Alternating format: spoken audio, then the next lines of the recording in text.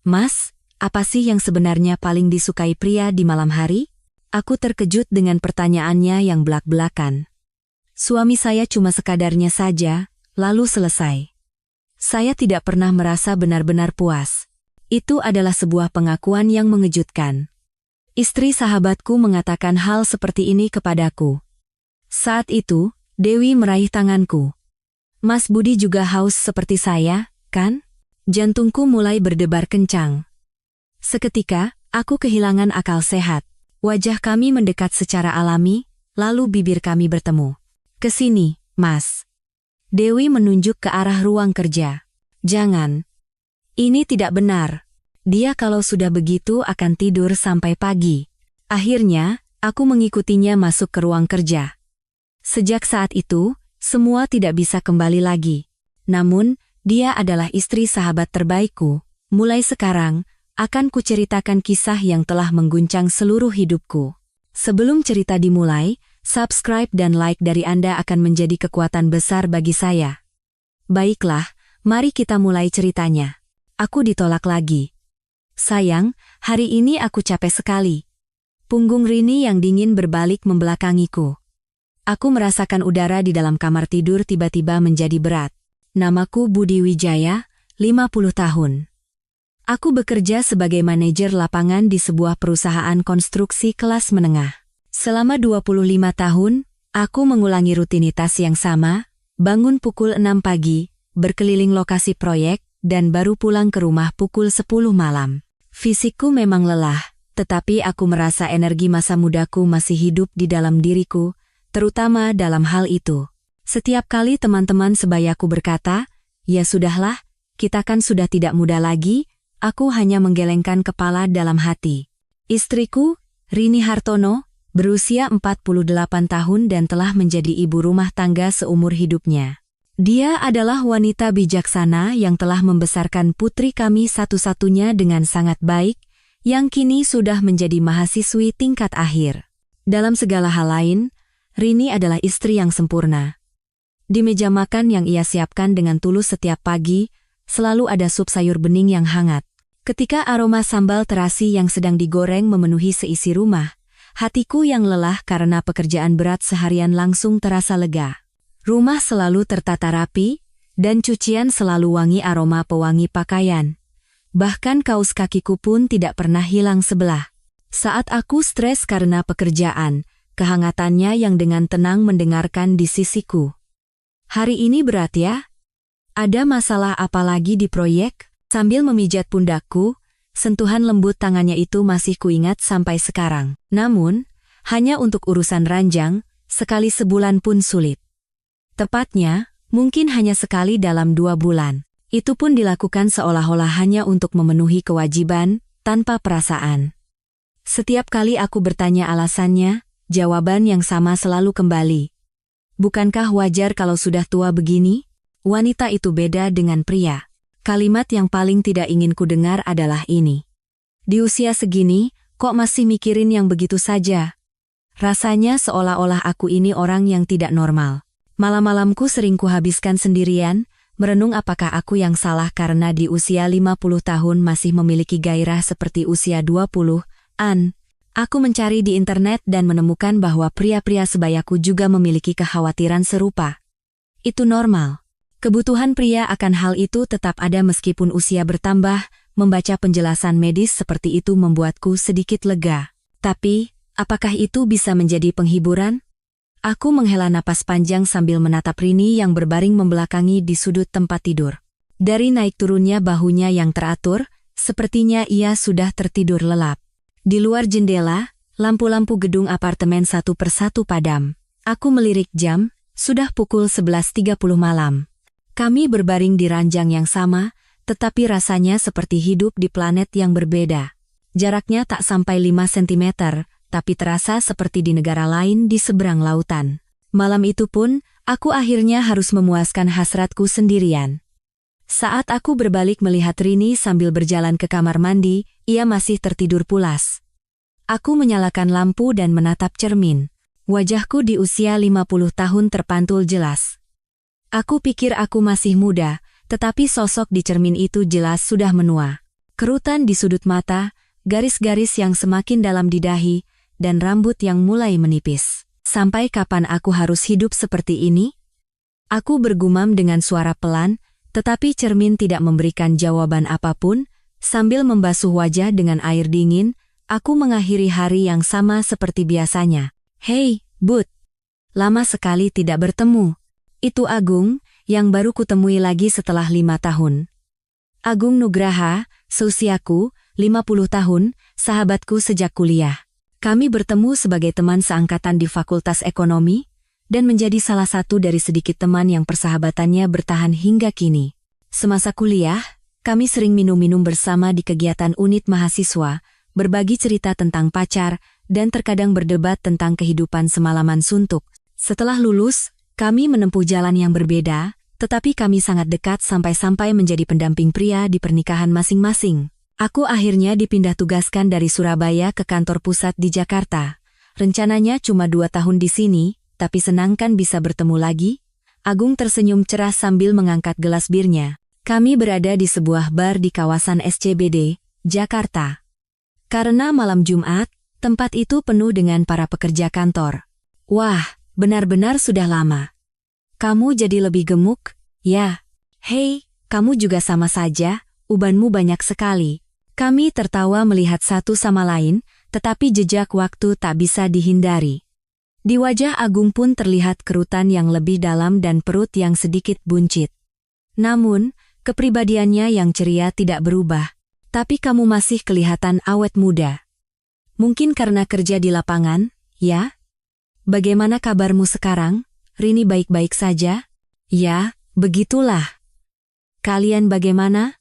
Sampai gelas bir pertama habis, kami hanya membicarakan hal-hal ringan, seperti kabar terbaru dan cerita masa lalu. Kenangan masa kuliah, kehidupan kerja masing-masing, masalah pendidikan anak, dan sebagainya. Namun, setelah beberapa gelas bir, isi hati yang sebenarnya mulai keluar. Kami harus sedikit mengeraskan suara karena kebisingan di sekitar, tetapi justru itu membuat percakapan kami lebih jujur. Sebenarnya begini, Agung memulai, sedikit ragu. Ini soal istriku, aku punya sedikit masalah. Aku berhenti sejenak saat hendak meminum birku. Aku punya firasat akan ada cerita serius yang keluar. Dewi itu masih sering minta begituan, tapi jujur saja, aku sekarang merasa terbebani. Itu adalah kalimat yang sama sekali tidak kuduga. Situasinya benar-benar berlawanan denganku. Semakin tua, tenaga semakin berkurang, stres juga banyak. Tapi Dewi masih seperti umur 20-an, terus terang aku kewalahan, wajah Agung menunjukkan kekhawatiran yang tulus. Menceritakan hal seperti ini adalah bukti bahwa kami benar-benar teman dekat. Masalah seperti itu kok dibilang masalah? Dasar kau ini. Tanpa sadar suaraku sedikit meninggi. Aku iri sekali. Tukaran saja, yuk. Aku mengatakannya dengan nada bercanda, tetapi dalam hati aku serius. Agung menatap ekspresiku dan sepertinya menyadari sesuatu. Kenapa? Kalian punya masalah lain? Bukan apa-apa, cuma iri saja. Aku tidak bisa menceritakan lebih detail.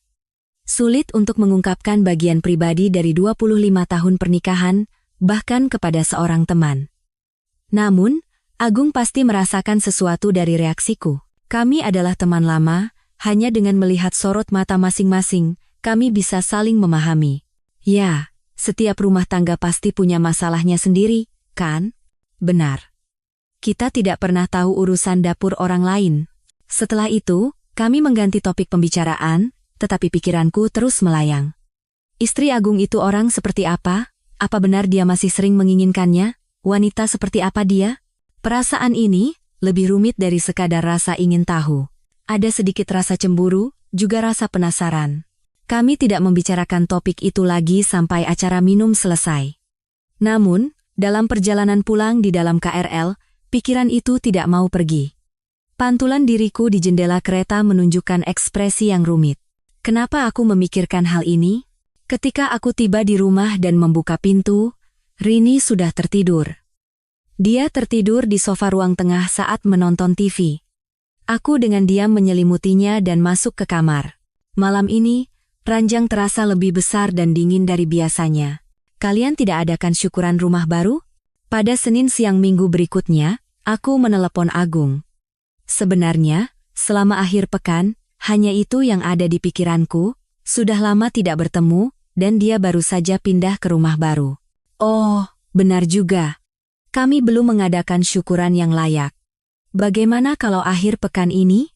Dewi juga bosan karena belum punya teman di Jakarta. Suara Agung terdengar ceria. Sepertinya mereka belum sepenuhnya beradaptasi setelah pindah dari Surabaya. Aku juga ingin bertemu istrimu. Saat mengatakan ini, aku merasakan jantungku berdebar sedikit lebih cepat. Aku tidak yakin apakah ini hanya rasa ingin tahu, atau ada niat lain. Bagus. Bagaimana kalau hari Sabtu ini? Oke. Aku akan ajak istriku juga. Setelah membuat janji, aku mendapati diriku merasa anehnya bersemangat. Ini kan hanya syukuran rumah teman. Kenapa aku begini? Sepanjang hari itu, aku tidak bisa fokus bekerja. Bahkan saat berbicara dengan para pekerja di proyek, pikiranku melayang ke tempat lain. Seperti apa ya penampilannya? Apa benar dia seperti yang Agung katakan? Hari Sabtu tiba. Rini sibuk sejak pagi menyiapkan hadiah untuk syukuran. Kita bawa apa ya? Buah-buahan, bunga, atau bagaimana kalau anggur atau sampanye? Dia memastikan hadiah yang sudah dibungkus cantik dari sebuah pusat perbelanjaan. Dia tampak senang karena sudah lama tidak keluar rumah. Kita kan baru pertama kali bertemu istri Agung, jadi jangan sampai memalukan. Coba cek lagi alamatnya. Aku memeriksa kembali alamat yang dikirimkan Agung. Sebuah apartemen baru di kawasan Jakarta Selatan. Aku juga memilih pakaianku dengan lebih teliti dari biasanya. Kenapa aku begitu peduli? Tepat pukul 6 sore, kami berangkat ke rumah Agung. Saat di dalam taksi, Rini berkata, "Sudah lama ya kita tidak keluar begini, aku senang bisa bertemu orang-orang setelah hanya di rumah saja." Kami tiba di apartemen tempat Agung tinggal. Sebuah apartemen mewah di lantai 32. Wah, pemandangannya pasti bagus kalau tinggal di sini. Saat naik lift, aku merasakan jantungku berdebar sedikit lebih cepat. Akhirnya aku akan bertemu istri Agung. Aku menekan bel. "Ya, silakan masuk." Pintu terbuka, dan Agung menyambut kami dengan ramah. Dan wanita yang berdiri di belakangnya adalah Dewi. "Selamat datang. Senang bertemu dengan Anda." Dewi Puspita. 47 tahun. Kesan pertamaku, dia berbeda.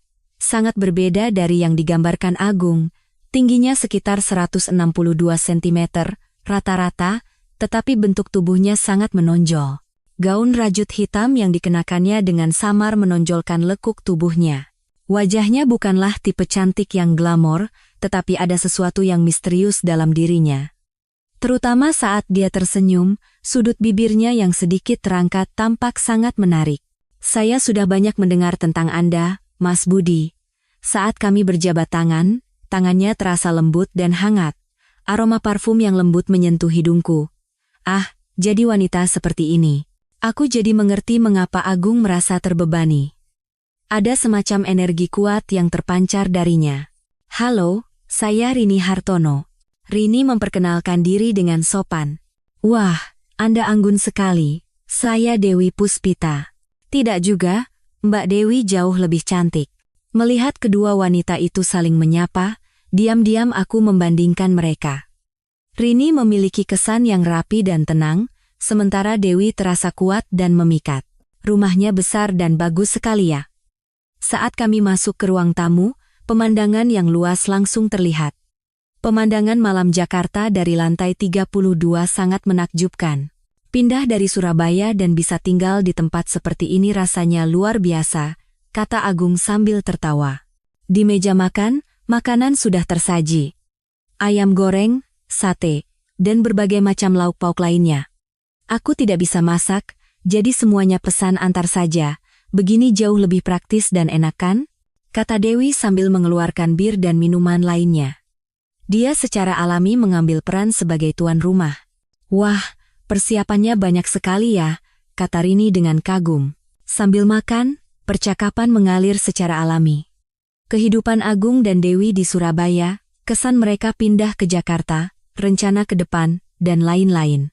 Namun, Di tengah-tengah itu, terjadi sesuatu yang tidak terduga. Ponsel Rini berdering. Setelah melihat layarnya, dia segera mengangkat telepon. Halo Mel? Iya. Sekarang? Ya ampun, kalau begitu aku harus segera. Oke, aku langsung ke sana. Setelah selesai menelepon, ekspresi Rini tampak panik.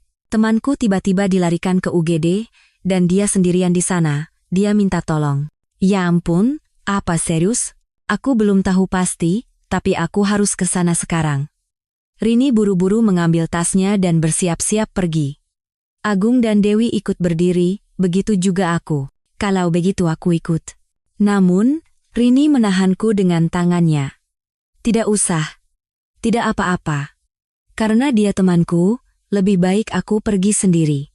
Lagi pula, kamu kan sudah lama tidak bertemu teman-temanmu, nikmati saja waktumu. Nanti kita ketemu di rumah. Apa Anda yakin tidak apa-apa? Tanya Dewi dengan cemas. Iya, tidak apa-apa. Maaf ya sudah merusak suasana. Tidak masalah. Ini kan urusan darurat, mau bagaimana lagi? Jujur saja, dalam hatiku, aku merasa ini adalah sebuah kesempatan. Aku tidak tahu persis mengapa pikiran itu muncul, tetapi jantungku berdebar sedikit lebih cepat. Setelah Rini pergi, kami tinggal bertiga. Suasana tiba-tiba menjadi sedikit canggung. Nah, sekarang baru kita benar-benar minum, kata Agung sambil mengeluarkan botol minuman, sepertinya mencoba mencairkan suasana. Mbak Dewi bisa minum? Iya, saya cukup kuat minum. Suaranya terdengar sedikit lebih rendah dan lembut dari biasanya. Terasa ada nuansa misterius. Seiring minuman mengalir, percakapan kami menjadi semakin dalam. Awalnya hanya obrolan biasa, tetapi seiring berjalannya waktu, cerita-cerita pribadi mulai muncul. Bagaimana kehidupan di Jakarta? Sudah beradaptasi? Awalnya sulit, tapi sekarang sudah lebih baik. Pasti kangen Surabaya? Ya. Kadang-kadang. Tapi Jakarta juga punya daya tariknya sendiri. Sambil minum, Dewi menjadi lebih banyak bicara. Pipinya yang sedikit memerah membuatnya tampak lebih menarik. Sekitar 1 jam kemudian, Agung bersandar di sofa dan memejamkan matanya. Hei, sudah mabuk? Tidak. Cuma sedikit pusing. Ucapan Agung mulai tidak jelas. Dia memang tidak terlalu kuat minum, dan sepertinya dia minum terlalu cepat karena senang bertemu teman lama. Mas, kamu tidak apa-apa? Tidak apa-apa, aku istirahat sebentar di kamar. Agung berjalan terhuyung-huyung ke kamar tidur. Tak lama kemudian, suara dengkuran yang teratur mulai terdengar dari dalam kamar. Aku dan Dewi tinggal berdua. Aku merasakan udara di sekitar kami berubah. Apa dia akan baik-baik saja? Tidak apa-apa. Dia memang begitu. Kalau minum, langsung tertidur. Dia berkata sambil tersenyum. Senyumnya terasa penuh arti. Kalau begitu, kita minum berdua saya? Boleh. Sambil menuangkan minuman, percakapan kami pun dimulai. Tanpa Agung, obrolan yang lebih jujur bisa keluar. Mas, aku mau tanya sesuatu. Suara Dewi menjadi lebih rendah. Entah karena alkohol atau suasana, sebenarnya, apa sih yang paling disukai pria di malam hari? Aku terkejut dengan pertanyaannya yang blak-blakan. Kenapa tanya begitu? Mas Agung cuma sekadarnya saja, lalu selesai. Saya tidak pernah merasa benar-benar puas. Itu adalah sebuah pengakuan yang mengejutkan. Istri sahabatku mengatakan hal seperti ini kepadaku. Tapi sepertinya, tanpa sadar aku menunjukkan ekspresi simpati. Cerita seperti itu. Tidak apa-apa. Mas Budi juga punya masalah yang sama, kan? Sorot matanya seolah menembus diriku. Dari mana kamu tahu? Waktu Mas mendengar ceritaku tadi, ekspresi Mas terlihat sangat berempati. Seperti ekspresi orang yang merasakan kekecewaan yang sama. Insting wanita memang menakutkan. Dia langsung tahu bahwa aku memiliki masalah yang sama. Aku juga tahu perasaan itu. Ingin. Tapi pasangan tidak begitu berminat. Perasaan seperti itu. Kejujurannya membuat hatiku mulai terbuka. Apa benar Agung begitu? Iya. Sebulan sekali atau 2 kali, itu pun rasanya seperti kewajiban. Saya ingin, tapi dia tidak tertarik, jadi rasanya frustrasi. Situasinya sama persis, Hanya saja peran pria dan wanitanya terbalik. Kalau Mas bagaimana? Kali ini giliranku untuk bercerita. Kita justru sebaliknya. Aku sering ingin, tapi istriku. Sudah kuduga. Mas pasti frustrasi juga, ya? Aku juga stres karena itu. Dengan saling berbagi situasi, timbul rasa persaudaraan yang aneh. Bertemu dengan orang yang memiliki masalah yang sama, itu saja sudah menjadi sebuah penghiburan. Pria itu sampai umur berapa sih bisa begitu? Pertanyaannya semakin berani. Batasan kami mulai runtuh karena pengaruh alkohol. Tergantung orangnya, tapi sepertinya usia tidak terlalu berpengaruh. Benarkah? Jadi usia 50-an juga? Tentu saja. Saat itu, Dewi meraih tanganku. Mas, kita berdua ini kasihan ya. Sentuhannya hangat dan lembut. Jantungku mulai berdebar kencang. Dewi. Kenapa? Matanya tampak berkaca-kaca. Entah karena alkohol atau emosi. Seketika, aku kehilangan akal sehat. Wajah kami mendekat secara alami, lalu bibir kami bertemu. Saat itu, Agung bergerak dan bergumam dalam tidurnya. Kami segera menjauh. Namun, Agung hanya berganti posisi dan kembali tertidur lelap, suara dengkurannya kembali terdengar. Kesini, Mas. Dewi menunjuk ke arah ruang kerja. Hatiku bergejolak. Jangan. Ini tidak benar. Kalau kondisinya begitu, dia akan tidur sampai pagi. Suaranya bergetar. Aku pun merasakan getaran yang sama. Akhirnya, aku mengikutinya masuk ke ruang kerja. Sejak saat itu, semua tidak bisa kembali lagi. Di dalam ruang kerja, kami tidak bisa menahan perasaan dan akhirnya melewati batas. Aku tidak tahu berapa lama waktu berlalu, semuanya terasa seperti mimpi. Hatiku membara. Jantungku masih berdebar kencang. Aroma parfumnya menempel di bajuku, di tanganku. Kehadirannya masih terasa jelas di sisiku. Napasku tak kunjung tenang. Perasaan yang telah lama terkubur kini kembali muncul.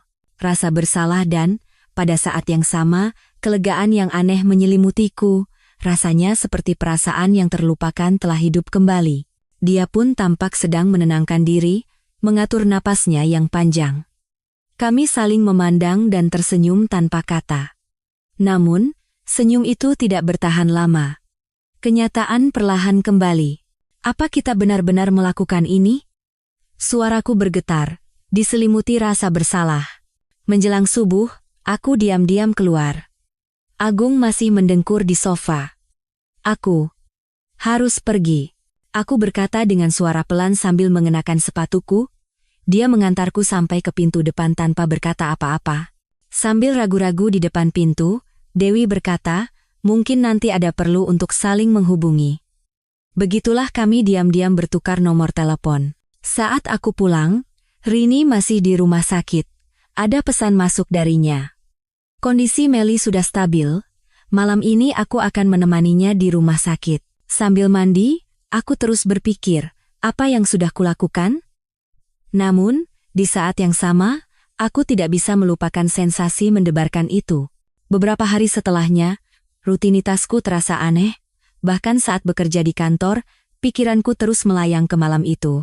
Sentuhan lembut Dewi, aroma parfumnya, momen-momen di ruang kerja itu. Pak Budi, Anda tidak apa-apa? Seorang staf di proyek bertanya. Sepertinya tatapan kosongku terlihat aneh. Ah, ya. Tidak apa-apa. Tapi sebenarnya aku sama sekali tidak baik-baik saja. Rasa bersalah dan keinginan untuk bertemu lagi saling tumpang tindih. Agung menghubungiku. Hei, terima kasih banyak untuk malam itu ya. Dewi bilang dia senang sekali setelah sekian lama. Ah, bukan apa-apa. Aku berusaha agar suaraku tidak bergetar. Agung tidak tahu apa-apa. Teman Mbak Rini bagaimana? Sudah baikan? Iya, untungnya bukan masalah besar. Rini juga tidak bertanya apa-apa tentang malam itu. Sepertinya dia sibuk mengurus temannya. Seminggu berlalu, sebuah pesan masuk dari Dewi. Mas Budi, apa kabar? Kalau ada waktu, mau minum kopi bersama? Jantungku berdebar kencang. Secara rasional, aku tahu seharusnya kami tidak bertemu. Tapi tubuhku sudah bereaksi. Kapan waktu yang baik? Akhirnya aku membalas pesannya. Aku sendiri terkejut dengan tindakanku. Keesokan siangnya, kami bertemu di sebuah kafe yang tenang di Jakarta Selatan. Dewi mengenakan mantel berwarna krem, membuatnya tampak lebih anggun. Terima kasih sudah datang. Aku juga ingin bertemu. Itu adalah pengakuan yang jujur. Wajahnya sedikit memerah. Sejak malam itu, aku terus memikirkanmu. Aku juga. Pandangan kami bertemu.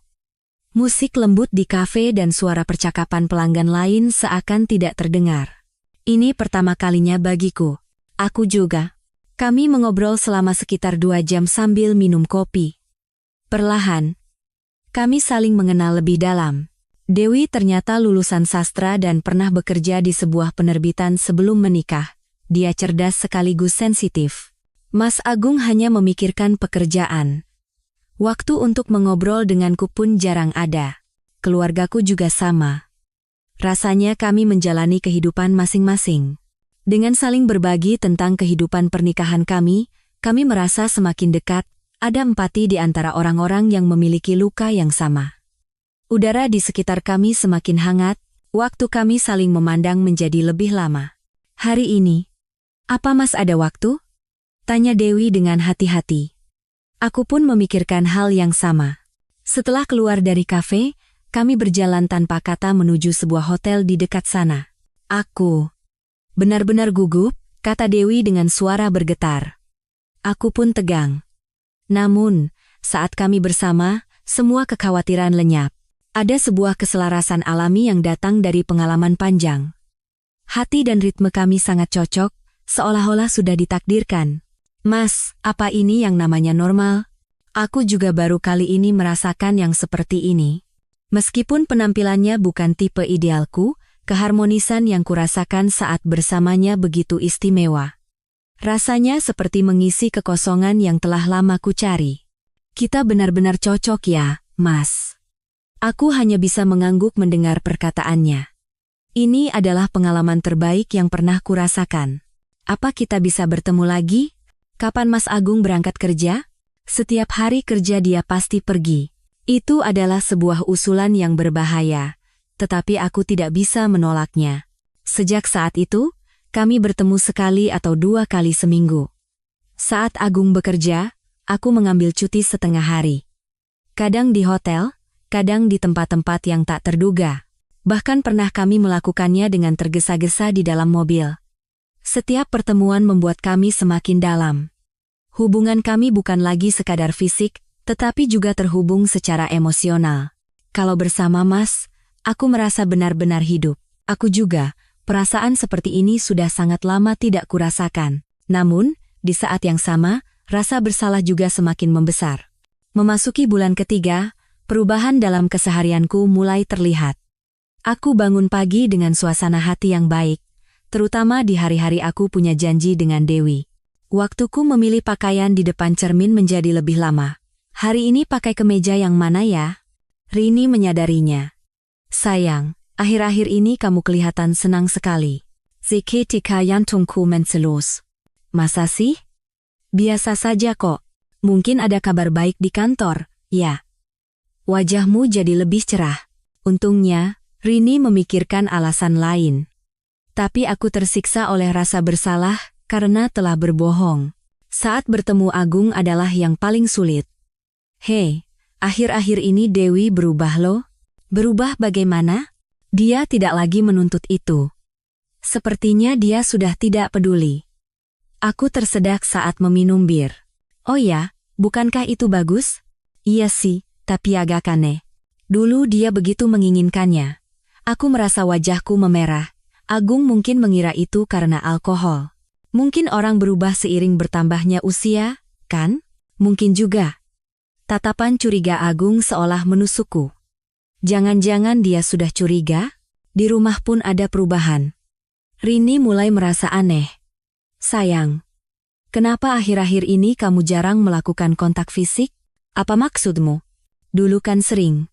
Sekarang tidak. Ini juga pertanyaan yang sulit. Kebutuhanku sudah terpenuhi dari sumber lain. Mungkin karena sudah tua saja. Tetap saja aneh.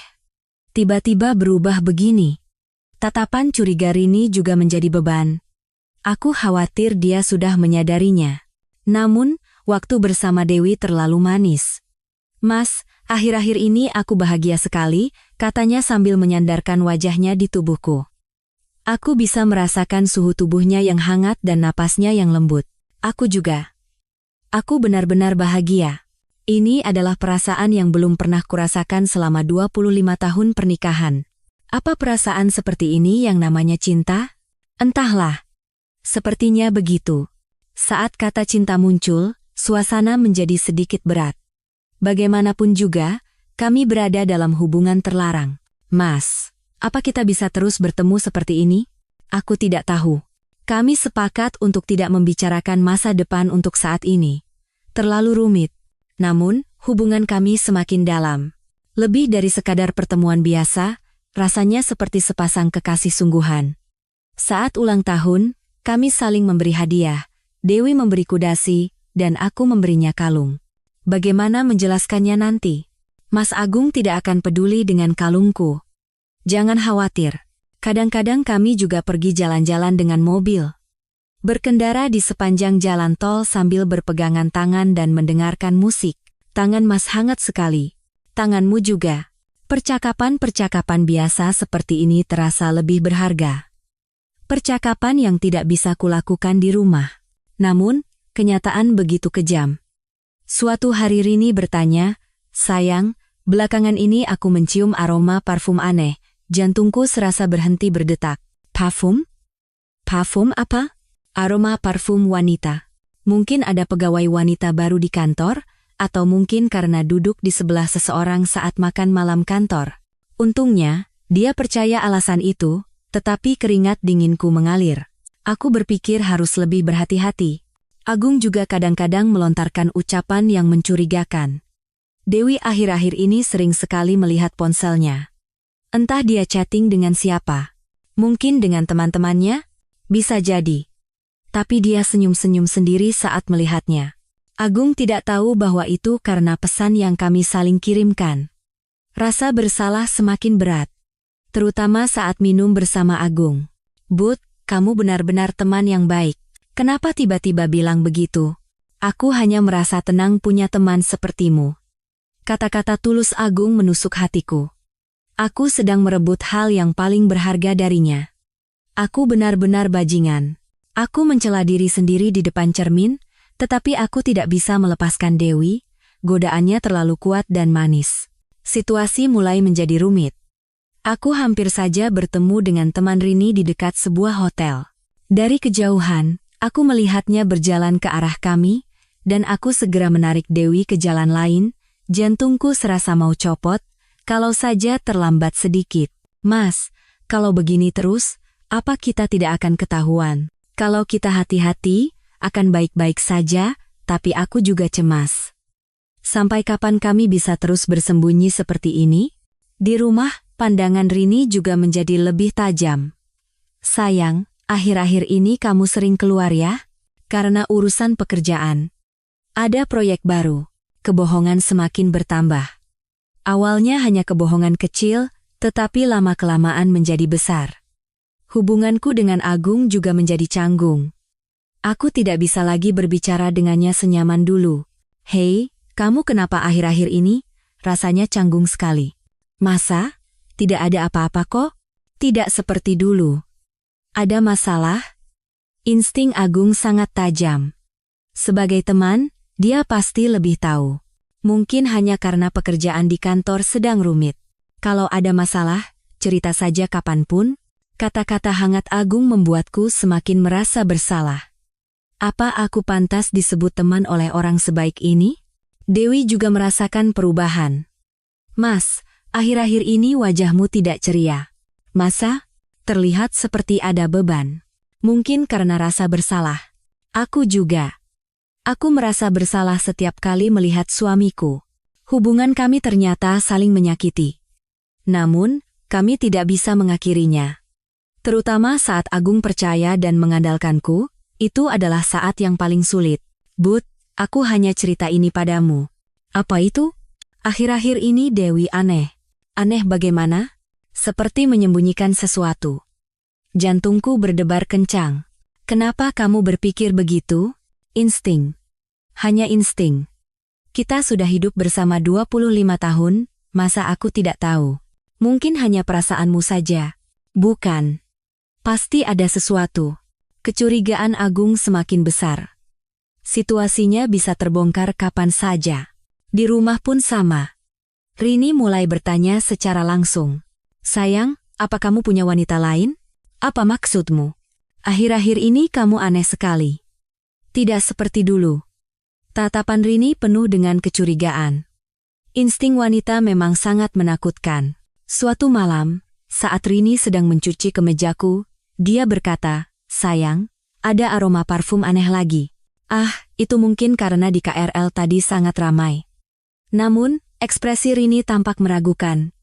Aku harus membuat lebih banyak kebohongan. Malam itu, aku minum sendirian sambil berpikir. Kalau begini terus, apa aku tidak akan kehilangan segalanya? Agung, Rini, dan juga diriku sendiri, rasanya aku sedang menghancurkan segalanya. Aku benar-benar seperti binatang. Aku mencela diriku di depan cermin. Namun, keesokan harinya, aku kembali bertemu Dewi. Ini adalah sebuah kecanduan. Ingin berhenti, tetapi tidak bisa. Hari yang menentukan itu pun tiba. Mas Agung akan pindah kembali ke Surabaya.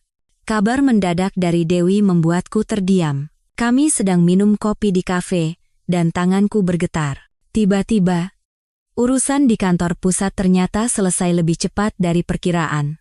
Kapan? Akhir minggu depan. Kami harus buru-buru menyiapkan kepindahan. 1 minggu. Waktu yang tersisa untuk kami hanya 1 minggu. Sejak hari itu, kami bertemu setiap hari. Pikiran bahwa ini adalah yang terakhir membuat kami semakin erat. Agung mulai sibuk dengan persiapan pindahan. Hei, sebelum aku ke Surabaya, kita harus bertemu sekali lagi ya. Iya. Tentu saja. Tapi hatiku rumit. Rasa bersalah karena mengkhianati teman dan kesedihan karena harus berpisah dengan Dewi. 1 minggu berlalu begitu cepat. Hari terakhir pun tiba. Apa kita masih bisa bertemu lagi? Suara Dewi bergetar. Kedua tangannya memegang bajuku seolah tak mau melepaskan. Dalam hati, aku ingin berteriak, iya 100 kali. Tetapi kata-kata yang keluar dari mulutku berbeda. Tidak bisa. Kenapa? Kalau kita teruskan, tidak akan ada jalan untuk kembali. Akal sehatku menekan perasaanku. Kami sudah melewati terlalu banyak batas. Lalu aku harus bagaimana? Air mata mengalir dari mata Dewi. Hatiku pun terasa hancur. Aku tulus, Mas. Pengakuannya membuatku ikut terharu. Aku juga tulus. Aku juga tulus. Tapi rasa bersalah ini tidak mau melepaskanku. Kita pada akhirnya hanya akan menyisakan luka. Dalam keheningan sesaat, kami saling memandang. Dan akhirnya, kami membuang muka tanpa kata. Tangan yang ingin ku genggam dan ujung jari yang gemetar itu akhirnya terlepas, dan kisah kami pun berakhir dalam penyesalan. Keesokan harinya, aku pergi mengantar kepergian keluarga Agung. Rini juga ikut. Hei, kalau sudah di Surabaya, jangan lupa hubungi aku ya. Tentu, pasti. Aku bahkan tidak berani menatap mata Dewi. Di hadapan Rini dan Agung, aku hanya bisa berkata, Mbak Dewi, baik-baik di Surabaya ya. Iya, Mas. Aku bisa mendengar suaranya yang bergetar. Getaran yang hanya bisa ku mengerti. Aku berdiri mematung saat mobil mereka menjauh. Aku merasa Dewi menatapku dari jendela belakang, tetapi aku tidak berbalik. Setelah kembali ke rumah, segalanya berubah. Kejadian itu membuatku dan Rini mulai mencoba untuk saling memahami. Kami tidak mengatakannya secara langsung, tetapi kami berdua merasakan ada sesuatu yang berbeda. Sayang, ayo kita lebih sering mengobrol. Iya, baiklah. Meskipun tidak sempurna, kami menjadi jauh lebih jujur dari sebelumnya. Kami juga mencoba untuk saling menyesuaikan kebutuhan masing-masing. Dan aku sadar. Cinta sejati bukanlah perselingkuhan yang menggairahkan, melainkan saling memahami dan peduli. Waktu bersama Dewi memang seperti mimpi, tetapi pada akhirnya itu hanyalah mimpi. Kenyataannya adalah kehidupan sehari-hari yang biasa namun tulus yang kubangun bersama Rini. Kadang-kadang aku teringat Dewi, aku menyesalinya. Tapi sejujurnya, jika aku kembali ke situasi itu, aku rasa aku akan melakukan kesalahan yang sama. Pengalaman itu begitu kuat. Akal sehat tahu itu salah, tetapi perasaan tidak bisa dikendalikan. Melalui pengalaman itu, aku menyadari betapa lemahnya diriku, dan aku juga menyadari betapa berharganya Rini. Sekarang, aku berusaha untuk lebih menghargai hubunganku dengan Rini. Meskipun tidak sempurna, kami mencoba untuk lebih saling memahami. Sepertinya manusia belajar dari kesalahan. Pelajaran pahit namun realistis yang baru kusadari di usia pertengahan 50-an, aku menerima bahwa aku bukanlah manusia yang sempurna. Dan justru hal itu membuatku bisa menjalani hidup dengan lebih jujur. Kisah hari ini sampai di sini. Jika ada yang mendengarkan sampai akhir, mohon tinggalkan komentar, sudah didengarkan dengan baik, beserta subscribe dan like. Terima kasih.